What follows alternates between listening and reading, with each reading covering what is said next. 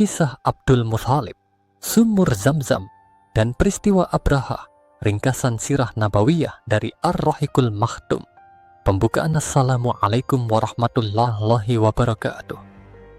Pada kesempatan ini, kita akan membahas dua peristiwa penting sebelum kelahiran Rasulullah Shallallahu Alaihi Wasallam, yaitu penggalian kembali sumur Zamzam oleh Abdul Muthalib dan peristiwa pasukan bergajah yang dipimpin oleh Abraha, sebagaimana dijelaskan dalam kitab Ar-Rahiqul Makhtum karya Syekh Syafiur Rahman Al-Mubarakfuri.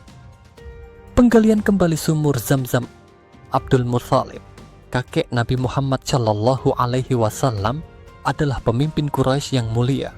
Beliau bertanggung jawab atas pelayanan air dan jamuan bagi para jamaah haji. Namun saat itu, kota Makkah tidak memiliki sumber air karena sumur Zamzam, peninggalan Nabi Ismail alaihi salam, telah lama tertimbun oleh suku Jurhum.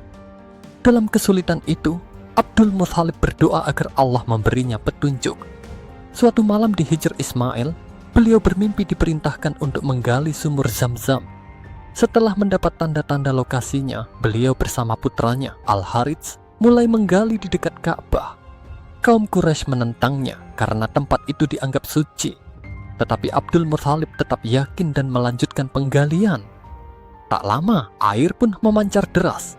Sumur Zamzam ditemukan kembali.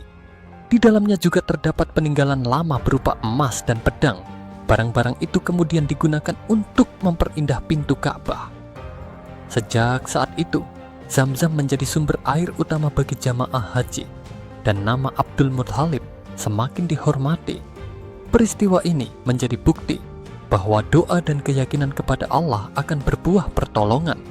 Peristiwa Abraha dan pasukan gajah beberapa tahun kemudian, terjadi peristiwa besar yang dikenal sebagai Ashabul Fil atau pasukan bergajah. Abraha al-Ashram, gubernur Yaman dari kerajaan Habasyah, membangun gereja megah bernama Al-Qulais di Syan'a agar bangsa Arab berhaji ke sana, bukan ke Ka'bah.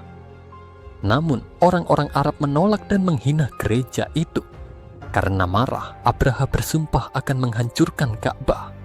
Ia memimpin pasukan besar berjumlah sekitar 60.000 tentara dengan beberapa ekor gajah besar, termasuk seekor bernama Mahmud. Dalam perjalanan, pasukannya merampas 200 unta milik Abdul Muthalib. Ketika Abdul Muthalib menemui Abraha, ia hanya meminta untanya kembali. Abraha terkejut dan bertanya, "Mengapa engkau tidak membela Ka'bah?"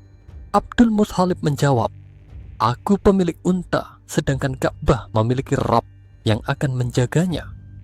Setelah penduduk Makkah mengungsi, Abdul Muthalib berdoa di depan Ka'bah agar Allah melindungi rumahnya. Keesokan harinya, pasukan Abraha bergerak menuju Ka'bah, namun gajah-gajah menolak melangkah. Tiba-tiba datanglah burung-burung kecil dari arah laut membawa batu panas yang dilemparkan kepada pasukan Abraha. Setiap batu mengenai tubuh mereka hingga binasa. Abraha pun terkena penyakit mengerikan dan meninggal sebelum kembali ke negerinya. Peristiwa ini diabadikan dalam surah Al-Fil. Apakah engkau tidak memperhatikan bagaimana Tuhanmu memperlakukan pasukan bergajah dan menjadikan mereka seperti daun-daun yang dimakan ulat? Penutup kedua peristiwa ini menunjukkan kekuasaan Allah Subhanahu wa Ta'ala. Penggalian sumur Zamzam adalah bukti dikabulkannya doa orang beriman, sedangkan kehancuran pasukan Abraha menegaskan bahwa Allah menjaga rumahnya sendiri. Beberapa minggu setelah peristiwa itu, lahirlah bayi mulia yang kelak menjadi rahmat bagi seluruh alam, Nabi Muhammad Shallallahu Alaihi Wasallam. Wallahu a'lam bisyawab. Wassalamualaikum warahmatullahi wabarakatuh.